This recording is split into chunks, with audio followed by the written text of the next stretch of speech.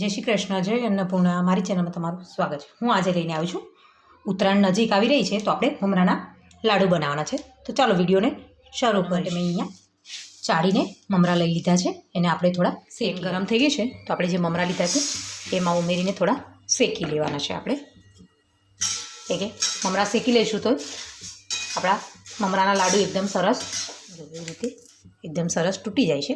ગેસને આપણે બંધ કરી દઈએ. આપણે 1 ચમચી જેટલું અંદર તેલ ઉમેરીશું.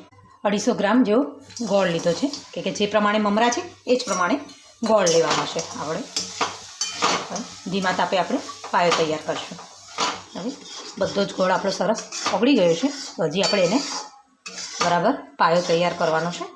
તમને બતાવીશ કે કેટલો પાયો આપણે રાખવાનો છે.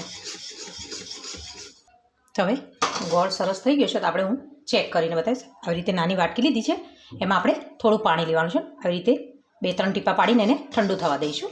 પછી જોઈએ આપણે પાણીમાં નાખ્યું હતું, જો એકદમ સરસ અવાજ આવે છે, એકદમ સરસ કડક થઈ ગયું છે. જો આ એકદમ સરસ થઈ ગયું છે. હવે આપણો પાયો થઈ મમરા શેક્યા છે એ અંદર ઉમેરીને આપણે એને મિક્સ કરી લઈશું. બધું મિક્સ સરસ થઈ ગયું છે કે મમરાના લાડુમાં હંમેશા ગોળનું પ્રમાણ થોડું વધારે જ હોય છે કે મમરા થોડા ખારા હોય છે એટલે. તો હવે આને આપણે ગેસ બંધ કરી દીધો છે. હવે નીચે ઉતારી હવે આને આપણે ગરમ છે, ગરમમાં આપણે એના લાડુ તૈયાર કરી આવી રીતે આપણે હાથમાં પાણી લગાવી લઈશું અને પછી આ મિશ્રણ લઈને જે પ્રમાણે તમારે જે સાઈઝના લાડુ વાળવા એ રીતે આપણે લાડુને તૈયાર કરી લઈશું.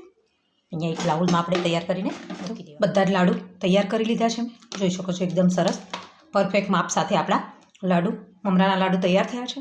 જો તમને મારો વિડીયો પસંદ આવ્યો તો લાઇક કરો, શેર કરો અને કમેન્ટ કરવાનું ભૂલતા નહીં. જય અન્નપૂર્ણા.